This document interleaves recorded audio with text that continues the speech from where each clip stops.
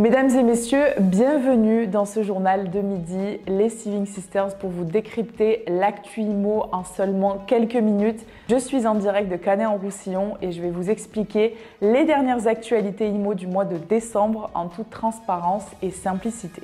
Au menu d'aujourd'hui, nous allons parler de la baisse des transactions qui a été observée par les notaires sur toute l'année 2024. Nous parlerons également de la baisse des taux qui continue à se faire et qu'on a pu observer à nouveau en décembre. Ensuite, nous verrons comment est-ce que vous pouvez visiter, voire vivre dans le village olympique de Paris. Puis nous aborderons le sujet de la crise du logement qui peut être une véritable aubaine pour les investisseurs. Et enfin, nous finirons ce journal sur la recherche de biens en off-market. Le nombre de transactions immobilières en France a largement chuté. C'est ce qui a été observé et analysé par les notaires en faisant le bilan de l'année 2024 par rapport à 2023. Il y a eu une baisse considérable de 17% des transactions par rapport à l'année précédente.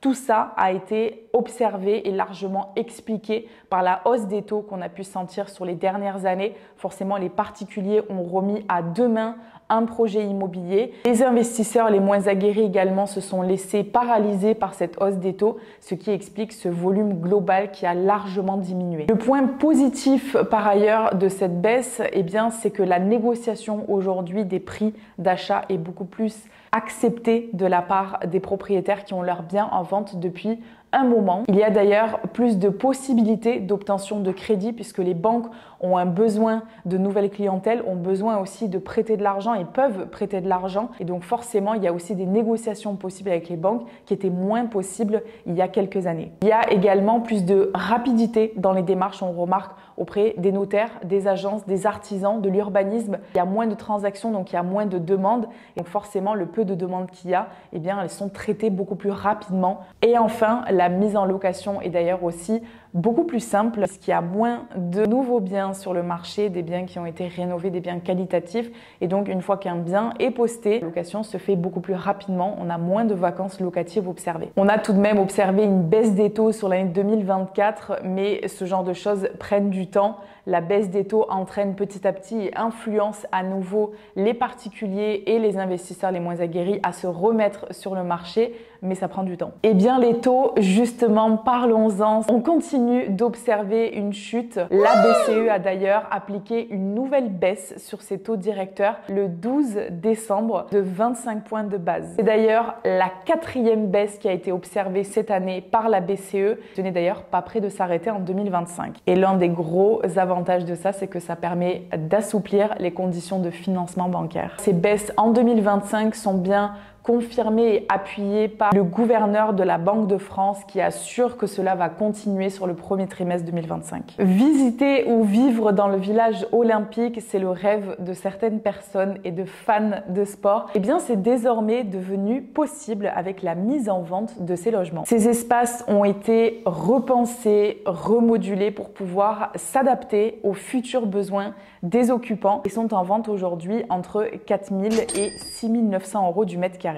Ces bâtiments avaient de base déjà vocation à être vendus et donc ont été pensés et construits dans le respect des dernières innovations en matière de construction éco-responsable. Par exemple, en utilisant des matériaux biosourcés, des panneaux photovoltaïques, etc., etc. Ces premières mises en vente ont lieu à Saint-Ouen-sur-Seine et Duny, par exemple, avec un objectif également de revitaliser ces communes. Est-ce qu'une crise du logement peut réellement être une aubaine pour les investisseurs? On l'a vu, on vient d'en parler, il y a certains éléments sur l'année 2024 qui ont emmené à ce qu'il y ait une baisse de l'offre de logements locatifs disponibles sur le marché. Premièrement, nous avons observé cette hausse des taux sur les dernières années qui a emmené à une baisse des transactions générales sur l'année 2024. Deuxièmement, nous avons observé qu'avec le climat politique un peu incertain des derniers mois, énormément de personnes remettent à deux mains leurs projets immobiliers. Troisième et dernier point, au niveau de la réglementation énergétique,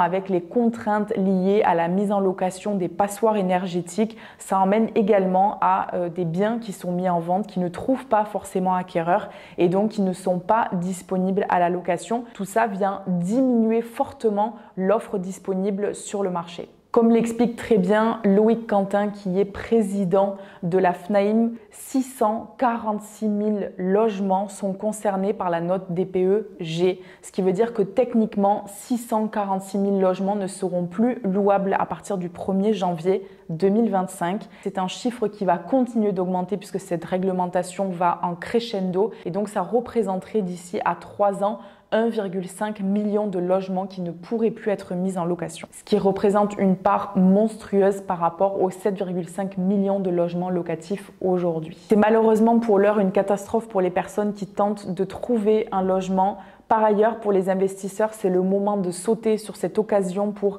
investir dans des logements qui sont en vente depuis un moment, qui ne trouvent pas acquéreur, pour acheter des logements qui ont des notes DPE énergétiques très mauvaises, pour faire des travaux et pour enfin proposer des logements de qualité sur le marché qui trouveraient des preneurs de suite, qui permettraient de rendre les deux parties très heureuses.